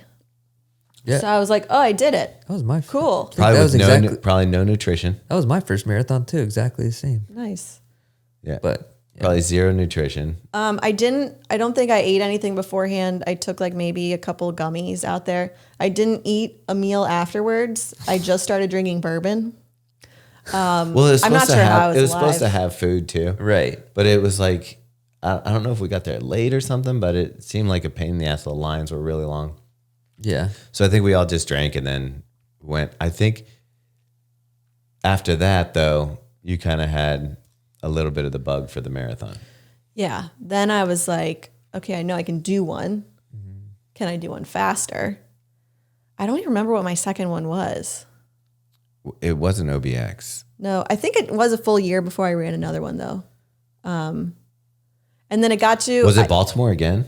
Because your parents came spectated, right? No, that one was much later. Okay. But I know that my second one or my third one, I ran 10 or 15 minutes faster. And then it was like all of a sudden, I knew that Thomas had been talking about a BQ, like it was like this holy grail. And so I was like, oh man, like that seems like it's almost plausible now. Uh-huh. And so that's when I started talking to Thomas's coach at the time, Caleb, and he agreed to help coach me for a while. And then that's when it just like all took off and I got my first BQ, and then I was like, how much faster can I get? And it was just like a snowball. Man. And then, so I'm trying to think. So what, and then when did you when did you guys get married? Because I don't even know if we talked about that. 16 or 17? 16. I know. September 24th, 2016. Clearly an important date. Yeah. Okay. So, and then how many marathons at that point had you had under your belt? Oh, several at that point. So matter of fact, the tables, instead of having numbers, we had bibs from our marathons as the table numbers. Yeah, people liked it. Yeah. Or the runners did. I think other people were like, what? What Yeah. is this? Nerds. Yeah. Losers. You had a shakeout run before the wedding. We did. Did you? It was the Faster Bastards at the time. It was like the Faster Bastards at that point was a very tight group, which it was funny because like only half of them showed up because our wedding reception the night before was very fun, and our so wedding many people, reception was almost like a wedding. Yeah. so many people didn't show up to the run the next morning because they were like, sorry. Or like so you did the rehearsal dinner. Rehearsal, sorry. dinner. That's I right. got you. Yeah. Rehearsal dinner. So rehearsal dinner the night before was actually a ton of fun. What's the name of that place? Bar Cocina. Bar Cocina, which is on the water. We had a catered and open bar, and people ate tacos and drank. Yeah. Sounds like a good time. Yeah. Yeah, it was a lot of fun. But yeah, we did have a run the morning of the wedding, which my wedding planner was like freaking out about. And she was like, you can't just like go for a 10-mile run in the morning. And I was like, yeah, I can. It'll be fine. Like it's my wedding. Yeah. Okay, cool. And then so you got married, and then I feel like when does this like Believe in the Run, Big Run Media, when does that all come? That actually started before we got married. Okay. So I moved back here in 2012. That's the same year I ran that Baltimore Marathon. Was that really that year? Yeah, I was working at Social Toaster, and that was a big year for you. Yeah, Jeez, a lot of changes. And I want to say 2 years at Social Toaster, 3 years at Social Toaster, and then that's when you kind of left and started Big Run officially, and then I probably joined. I think it was 2014. When I started Big Run, or when you came? Both. Yeah, I started in the fall, like in October, and by the spring of the following year. So it's like 14, 15, somewhere in there. Yeah. So that's when like that officially started, and then yeah, we took off. We had like moved in together at that point. Yeah. It's funny though, because Thomas, I think you said this in your interview about how like Lori Panny was so we brought it up. Big part, but I don't think the part that's so crazy is it was a tweet that we put out that was just like Big Run Media. It was like defining like what we did, like social media for the endurance space. Well, no, I think that was the Twitter description. Okay. And then like I had nothing to do because I was starting a business, so I was tweeting quite a bit. And she just happened to see one of these tweets and like reached out, and that's how we created that whole guide for race directors, which is how we got all of those leads, which is how we ended up doing marketing for all of those events. Right. Which is basically what the core of Big Run Media was for many, many years. Yeah. And so that was what we were doing until the pandemic. I mean, I think what worked, and I think what was something that drew us together at that time was I was a creative director, so I was very much into design and that kind of side of stuff. Meaghan had the practical stuff, like was managing clients for Social Toaster and organizing campaigns. Yeah, so my job there was, I think I was account manager. Is that what my title was? I think so, yeah. And so I was basically working with the clients directly to set up these programs. Okay. And then I would, similar to what we do now, like with the Trello boards, like I would request the creative and things that I needed from Thomas. And that's kind of how we work together. And it's funny because... But even deeper than that, I think, so like we were working with clients that were trying to understand this tool that wasn't the most easiest to like kind of figure out how to do a campaign with. So Meaghan and I would sit down together and be like, okay, for example, it's The Hobbit. What do we want to do for this? How can we get them to get their audience engaged in this? So Meaghan, and you know, we would also work with our manager at the time, Sarah, and just come up with ideas. We'd be like, here's what we think would be a cool idea for this campaign. And I think the frustrating part was the better that Meaghan and I got at doing this, the more that kind of fell to us. Mm-hmm. And that was when we both were like, at least I was like, why are we doing this for them? Like, this is a business that we could be doing for ourselves. Yeah. In a space that we enjoy. Right. Yeah. Which is running. So yeah. And that's like what started that. And then like you guys kind of both talked about on your episodes of how it shifted to Believe in the Run, specifically because of the pandemic. Mm-hmm. And that was simultaneously really hard, but also really exciting for me specifically, because at that point in time, Big Run Media, for the most part, was just me and then asking for some creative from you. But I was primarily doing all of the campaigns and setups and talking to clients and all that. And so when that all went by the wayside in a way, after the pandemic, it was like terrifying a little bit that there wasn't that like constant revenue coming in from these clients. But it was also like really exciting because it was like, oh, I'm now like doing all this fun stuff with you guys on Believe in the Run. And it was like, what else can we do? Yeah. Yeah. And I got so interesting, and a lot of people listening probably don't remember this because the podcast started, 2 or 3 years ago, I guess. But when you were during that time frame, maybe 2021, you were super reticent to be on camera or talk. Yeah. and maybe that goes back to your public speaking type thing. Uh-huh. But you like hated it. Yeah. And Thomas almost had to force you to do it. Well, I would get mad. Yeah. I would get like so frustrated because I wanted shoe reviews. I wanted a female shoe reviewer. Right. And I remember like getting ready for work. I was like, hey, I'm going to need you to do a video today. And she's like, I've got another run. I don't want to wash my hair. I'm like, Meg, why are you making this so hard? And I was frustrated. You were frustrated. And I remember at one point I was just like, screw it. And then I think there came a point where you were going to be okay with doing the videos and stuff and being in front. But at that point I was like already like, I don't even want to get. Well, I don't know about the washing hair and running thing, but my hang up was specifically like I had so much work on the Big Run side, and it was like doing these videos took like an hour or two out of my day. And it was like this at the time in my mind, this was not bringing in any revenue. And so I'm like, they don't take an hour, they take 10 minutes. And so I was like, I have to stop what I'm doing, which is the reason this business is functioning right now, to go do this silly video. And it was obviously very short-sighted, but in my mind, like that's where that's part of it.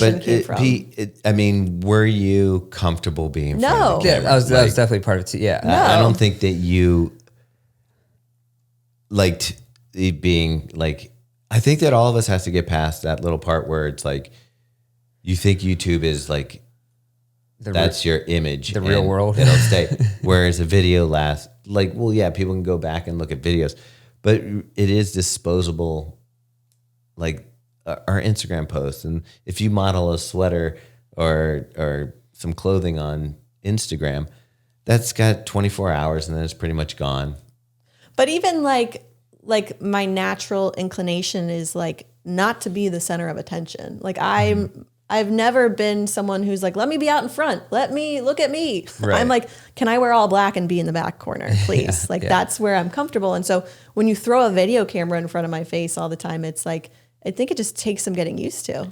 It definitely does. But now you're pretty amazing in front of the camera. I think that like you're natural, your personality comes through. I think it's just practice. It's like anything. Is it practice, or did you let down like this isn't, like, I feel like when you first get in front of the camera, you're so conscious that this is a permanent thing, or like, this is it. Like, people are going to watch this over and over and over. Mm-hmm. Where, like, even now you probably watch a video, Robbie, and you probably are watching, like, focusing more. Like, when we do a shoe review, you probably look at yourself even when you're not talking or something and are judging, like, is this where someone who's watching is probably looking at the shoe, looking at the thing. They're not analyzing. Pretending to work. Yeah.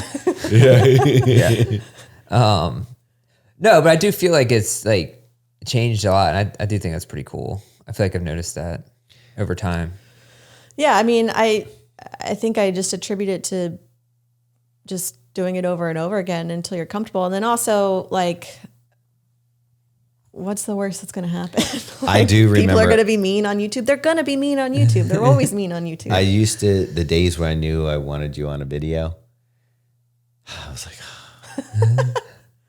because it was two things. It was starting off in the morning being like, hey, I want you on video today. And you'd be like, okay, I'll blow dry my hair, whatever it was. And then I knew that at some point during the day, I was going to have to interrupt you and get you to do it. And you already didn't want to do it. So it was like, Meaghan, can we do this?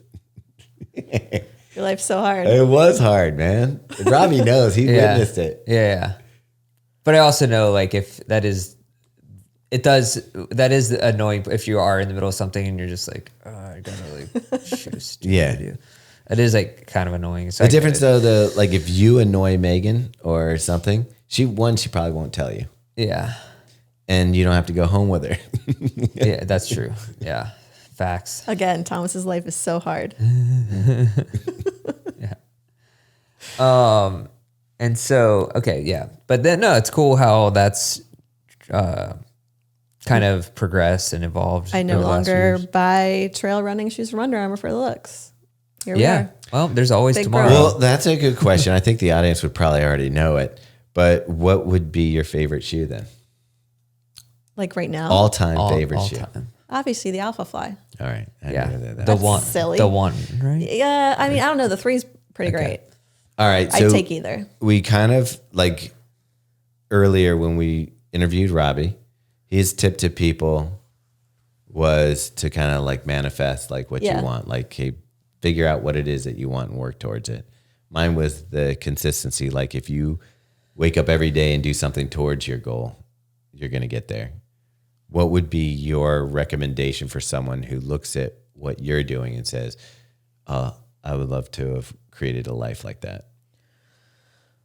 I think if I had to pick one thing, it would probably be surrounding yourself with people that know more, can do things better, are smarter, stronger, or just people that are That's me and Robbie. Yeah. So who are you describing in this scenario? like my whole life. Like I said earlier, like I've had the best bosses, and like I consider myself very lucky. It's funny because I talked to Megan Featherston about this. I feel like the harder you work, the luckier you get. And I think I saw that on a Successories poster. Yeah, that sounds right. And but I think part of putting yourself around people who have a really strong work ethic or who have a skill set or knowledge that you don't have, like that's the best thing you can do, and just learn from people around you. And I feel like I've been so lucky to have been surrounded by people through every step of my life where I'm like, I've learned something from them, whether it's a skill or a trait or whatever. There's just been so many like great people in my life. I do think we take for granted, like, just again, we have a good core here at Believe in the Run, and I think that there's nobody who is like doesn't want to be doing what we're doing, like, so that you put in that extra time, you know, maybe polish a piece you're writing if you're Robbie excessively, you know, you get it, like think about it and do it. And we all hold each other also to like a higher standard. I think that we all check ourselves. Like if Robbie doesn't like the way a graphic's showing up on a video, he's going to be like, hey, we need to fix that. You're certainly like going to be, making sure like, okay, guys, we need to have all these things lined up for this, and kind of like making sure that we all stay focused on like the main goal. Are you saying organized? That is part of what I'm saying. Like I just trust in that at this point. Like I know that you're like that's the thing. Like if I have to this summer, like when we go on a trip, normally I just am like, okay, Meaghan will have it. I can pack my bag and just show up, and I know that she'll tell me where to go. There's an itinerary spreadsheet that you won't open at all that I've spent time on, including all of the information you need. You don't. That's not my learning technique. It's not your love language. No, certainly not my love language. I get it. Yeah, but I do think we take for granted that we're in a unique position because everybody here enjoys and has, like, whether or not you're always in love with running. I know Robbie's in love with riding. And whether or not you're always in love with running, which you always are, I know that you have a passion for what we're doing here at Believe in the Run. So I know that that's not usual. Yeah. That you're surrounded with people. So like when you're saying surround yourself with people, that's tough because I don't think if you're working at a place where people aren't excited to be doing what they're doing, then find a new environment. Yeah. Yeah. That's an easy one for me. You can find people. Look at when I was doing those wax molds when I was 10 years old in a factory, there was the most enjoyable humans in the back. That's what always strikes me sometimes I've had jobs, the same situation where it is kind of the environment and the culture too. You can work a bad job or have people who are, and that's always amazing to me because it's people who don't make a lot of money necessarily. Like, you know what I mean? I'm sure, not to say your parents didn't pay their employees well, you know what I mean? Yeah. But it's not like they're CEOs of companies. Yeah. And people are just super content and happy. Whenever I see it's always like so crazy to me when I see someone at a bus stop or something and they're clearly have to take the bus to their job, maybe to the Amazon warehouse, or whatever, and they're super nice to you or say hi. And I'm like, see, like they have it like, I don't know. It's just like there's something about being content with where you are in a way. But yeah, it depends on the work, just the culture of the place where you're at too, you know, and you have to help cultivate that in some way. Yeah, for sure. Okay, so next question. Okay. What are you excited about in 2025? Oh man, a lot. Our travel for sure. I think we're going to be going to some very cool places, probably Tokyo. People keep asking if we're going to the Tokyo Marathon. We are not going to the Tokyo Marathon. Yeah. Something else happening in Tokyo over the summer or late fall. summer. Yeah. Yeah. Also, we signed a contract to do some stuff with ASICS that I'm pretty excited about. Might have to tap into that public speaking that I didn't love. So getting out of my comfort zone there for sure. Okay. Well, you'll have to move. We're finally doing the runner's roast. Is that the news? Yes. Okay. It's happening. Laura Green signed off. Yes. Everyone's getting roasted. Someday it will happen. It'll just be me and Laura Green roasting each other. That's cool though. Yeah. Sorry, I didn't mean to interrupt you. I think those things I'm excited about. Our team is growing and we're going to get more into trail, which is exciting. It's funny because I'm so hesitant to go run trails, but every time I do, I'm like, this is the best thing in the world. Mm-hmm. So it's exciting. It's all positive and good stuff. Yeah. And so how do you keep staying in love with running? That's maybe a tip that some people in this room could use and listening. I never regret getting up and going for a run. Like I always feel better after I go for a run. It's like my favorite way to start the day. And I don't like when I get up in the morning, I'm not like, oh, let's go. I can't wait. I'm like, I want to hit the sleep thing and go back in bed. Are normal. Okay. But it's a habit at this point, and it's kind of just like I know what's coming at the end of the run. It's the great feeling, and like rest of the day feels better. And so that's the motivation that gets me actually out of bed. But I think you have to do that over and over and over again. Yeah. Goes back to Thomas's suggestion of consistency, which I think is pretty imperative. And then like if you stay somewhat fit, it's so much easier to try and get really fit. Whereas if you go back to zero, everything just feels harder.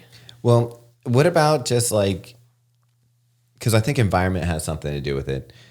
When we decided where we wanted to live, the taxes and stuff are high. Yeah. But for me, at least, the ability to run around the water in the morning and experience kind of like the scenery that we have when we run. Oh, for sure. Can kind of, like, once I'm out on the run, like Robbie's asking to stay in love, and I guess this is mine, but once I'm out there, sometimes it's just like you see things and you're up in the city before the city's awake, that I think is just, it's almost for me romantic in a way. And I don't mean romantic like love romantic, but like romantic in the, like, experiencing life in a, it's beautiful. Yeah. Like the sunrise is beautiful. It's funny because I've done a couple doubles with this weird timing where like the sun goes down at like 4:30. And so I've been able to catch the sunrise and the sunset a couple days. And that's like, just like, it's so simple, but it's so beautiful, and it just like makes your day. And believe it or not, I actually got up this morning to run. I saw you. Did you actually see me? Yeah, I was running up the hill, and you were ahead of me. Nice. I was going to run after you. Well, hold on. So I was running through the cemetery. Casual. And there was it was very apropos. There was a Cooper's hawk eating a squirrel, and as I was running towards it, it like flew up in the air and then like caught the underside of its wings and body, and it was like the morning sunlight was like on it. I'm like, dude, that's the most beautiful thing. Yeah, I was like, that was awesome. Like, straight up, I don't even know what to say. And I was like, was because I was running this morning. It was cool. Yeah. But I was wearing the Mizuno Neo Zen shoe. Okay, cool. Good one. Which is very awesome shoe. It's funny though that you talk about the getting up and running and being out there early. As for me, that's our natural default. You'll be able to run, like, you like running in the evening just as much as in the morning. Yeah. I think when I do it, I like running in the morning more, unless it's I do like running in the evening in the summertime. Like the evening trail runs are probably, I like that vibe. But I always feel better running in the morning. And, I feel like even the last couple weeks I was kind of in a don't feel like running phase. But if I don't run for a few days, like I feel horrible. I mean, I really feel I'm like, I have to actually run now because you have to squeeze out the hate. Yeah, you feel like not lethargic. Not moving your body is just weird. The whole feeling, I can't ever actually stop running, which is sad. No, just kidding. Is there anything that I'm tied to this that we treadmill. didn't ask you that you wanted to answer today? Oh.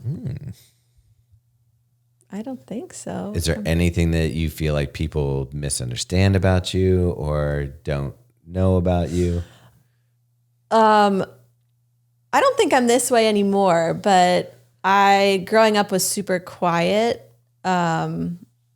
And that was misinterpreted as being a bitch, especially in high school. But I don't think I hope people don't think that anymore. When I'm quiet, it's because I'm shy. It's not because I'm feeling any other way. Okay. Final question. A lot of people think that, like when I first met you, I was like, oh, you run pretty good pace. And at that time, it was probably like 8:30s or something like that. Like 9:30s. Yeah. You think I was running 7s when I started running. Well, because at that time, I was faster. And so I thought you were faster. But but people think that they see somebody who can run sub 3 hours and they have some special ability or are a better athlete or it's natural for them, which there are some people who just seem to be able to throw on a pair of shoes and throw down. But we've talked about it. What do you think about how much is that your natural ability and how much is the work that you've put in? I don't think I have any natural ability. I know I have some. Everyone I think has some, but I'm not built like a runner. No one in my family runs. I hated running growing up. Like I really do feel like running is very much a mental sport. And because I do enjoy it so much, that's how I've been able to stick with it and get faster and enjoy it the whole time. I mean, it took me 5 years to break 3 hours, trying to break 3 hours for 5 years. What I'm getting at is that it's not like, I think some people look at someone like you and they're like, oh, she can just do that. And you put in, what I'm trying to get at is the work that you put in. Yeah, it's a lot, but it's, you call it work and it is work. It's hard work, but it's what I enjoy. So it's hard for me to look at it that way sometimes, I think. But it's not easy for you. Like people, Right. Do you understand what I'm trying to say, Robbie? Yeah. It's like the workouts are hard. Like, yeah, it's like some people think it's just like you were saying, you don't really want to get out of bed and do it. I think a lot of people think, oh, you're so into running, you just like, or you're lucky. Jumping for joy out of bed to get into the workout, and then like when you do a double, you're like, thank God I get to do a double today. And and then it just like, I mean, I've seen, like, trust me, I know how much you work at it, because it seems actually insane to me to bang your head against the wall for a 3-hour marathon, running 80 miles a week for however many years, or close to 80 miles a week. And then just to take a minute off of a time. That's like, but that's so much discipline and work. It really is. Yeah. I mean, it is. It's hard work and it's time, I think. And I was trying to tie it back to, you said earlier that luck happens.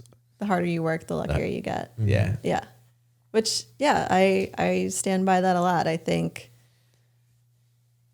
I think I'm more envious of you being able to fun run New York City at a 3:30 pace than I am of you being able to run a 2:41 marathon. 2:45. 2:45 marathon. Ran a 3:20 in New York. Okay. Sorry. I'm just kidding. But that is the thing. It's like, which one would I rather have? I'd rather be able to run New York having a blast. You can. Everyone at a 3:20. can. Oh, at that pace. Yeah, than running a 2:45 marathon. I think I would rather have the 3:20 having a good time. Like if I could run every marathon fast-ish, having a good time, I'd rather do that. Yeah, I can see that. I don't think there's any better feeling though than being super fit. Like you just feel good. Robbie, do you know what that feels like? I'm trying to recall a moment in my life. I think when I was like 9, there was a point in time. See, here's the thing that drives me nuts is I put in the discipline. I put in all the work. I do the stuff. My coach has me doing as much mileage as my body can handle. And I still like I can't throw down like you can, Meg. I mean, I didn't have the best year of running. I'm coming off of it's also hard because I had like 2 or 3 years of PRs after PRs. Mm-hmm. And so then when you don't do that for an entire year, it's slightly disheartening. Yeah, but you're still running wicked good races. Yeah, but still, it's not. I mean, you're not getting what you're hoping to get out of it, I guess. Yeah. And I didn't necessarily think that any of that was going to happen, but it is hard to think like, oh, my marathon PR is now over a year old. Like that doesn't seem that long ago, but it is. Yeah. It's like over a year, and it's like. But I think it's good. And like to your point, Robbie, like, no, I'm not always like motivated to get out the door. And in fact, like right now, I'm not even motivated to like run fast. Mm-hmm. So, but I think those ebbs and flows are just part of it too. Like you can't always be on. Yeah. Or you'll burn out, I think. Yeah. No, I do. But I do like how you have fine-tuned like every single aspect, or tried to over the years. Yeah. Where you're like your nutrition, your hydration, your workouts, your like everything. Except for the drinking. No, except for partying. You don't party that much. You have fun when you have fun. But then like for me, I always feel like I've left stuff on the table, because I'm like, if I did all of those things and really, really focus, I could I know I could be a lot. Don't you feel like everybody thinks that though? Like I would, but I know it is because I don't do those things. Like I'm not like I don't have a good nutrition plan, or like as far as like my weekly. No, I get it. Like life. but you've dialed in all those things, which is, and it shows. But it shows when I was doing all of those things, and I know I'm not I'm going to Right give you the now. flip side of Right that. now. Yeah. Right now. Yeah. I'm going to flip side that for you though. I do all the same stuff that Meaghan does. Yeah. Dialed it all in: nutrition, mileage, doing it all. And I don't see the same results. So like, as much as people think they might be leaving something on the table, you might not. Yeah. No, I know. I know. Yeah, you can Because I know it. when I do some of those things that it like does show results. So like when I was, my yeah. workouts though, my workouts show the results. yeah, It's race day. It just hasn't panned out. I don't know. that could be but, something else. Yeah. Haven't dialed in that psychology yet. Yeah. Get Emily Saul back. Anyways, yeah, I'm trying to think if there's anything else that I wanted to ask or forgot. I'm sure there's like a million I things think I'll think that about later. I'm like, why didn't I talk about that? Attached to this should be the pizza recipe, the bagel recipe, and your yeah. pretzels Oh, yeah, it makes recipe. it great. Do you find, is that your other love, is cooking? My love for her is the cooking. I do feel like it's a really good thing for me in that it's like I'm not looking at a screen. It's like almost therapeutic, where it's like I'm creating something and I'm always just feeding people. So that's nice. Yeah. Making other people happy. Yeah. Me. Yeah. Primarily. Thomas, do you think if Meg ever, like, if she wasn't in your life, do you think you would be alive right now? Yeah. I know exactly what it would be like. So, yeah. Would you be able I mean, to, we might find out soon. I don't know, Meg. would you be able to survive? Yeah, I survived quite well. Okay. Here's the thing. I am a cognitive offloader. Cognitive. What does that mean? Means that if I can offload anything to someone else so that I can concentrate what's important for me, Yeah. then I will do that. Okay. And so, for an example, if I had to cook or cook for the boys, if Meaghan was like, I'm not into this, then I know I figure it out. Right. I'm not a Right. helpless person. But Yeah. No, when I know. I Meaghan know, it's just when Megan's gonna make fresh pizza dough on a Friday morning Yeah. before we go out for a run, and then when we get home, she's got it all set up to go into the pizza oven and all that stuff. Yeah. Why am I gonna fight that? I mean, that's fair. Yeah. That's a good point. And then Saturday morning, there's bagels dough rising and then boiling it up. So obviously I'm blessed to have someone with so many talents and things in my life. But I think that's part of the reason why initially Meaghan and I got together, was that they're The cognitive offloading. not just the cognitive offloading, but I mean, to a certain degree, yeah. But the yin and yang of how we operate. Yeah. So I don't know. I think that, it's your thing, but for me, it's you know what I want to ask? Is it weird to be working? So this is actually interesting, because I talked about this when I was talking about being in the band. I said, there's no one in your life you're really next to, like, all 24 hours a day, because most people, like, my wife works a different job, I work a different job, everything. So, but you guys work the same job and live together, and obviously because you're married and everything else. So you really are next to each Bandmates. other 24 hours a day. So is that different? I don't know. Like, see, and I don't feel like we are together. Okay. Like for me, and I don't know, I'll let Meaghan answer it for herself, but for me, when we're at work, it feels like there's a boundary it's or not the something? same person. Okay. And then when we're at home, like even to that degree, Meaghan could be working on stuff downstairs. I'll be upstairs. She Okay. could be working, cooking, and I'm driving the boys and doing that stuff. So I don't honestly, I feel like I wish I had more time with Meaghan. Yeah. But it's not like you're living a band life or whatever. no, No. like it's almost to think the I could point, do like, that. when we go on trips, like we don't take vacations. We don't really do date nights. So like, it's not like I have that style of stuff. So even when we go on these trips for work, it's not like a vacation with your spouse. Right. So as a matter of fact, if my one complaint, I'd say that, hey, we need to work on that side of stuff. Yeah. Yeah. No, I mean, I feel you. Do you have a similar?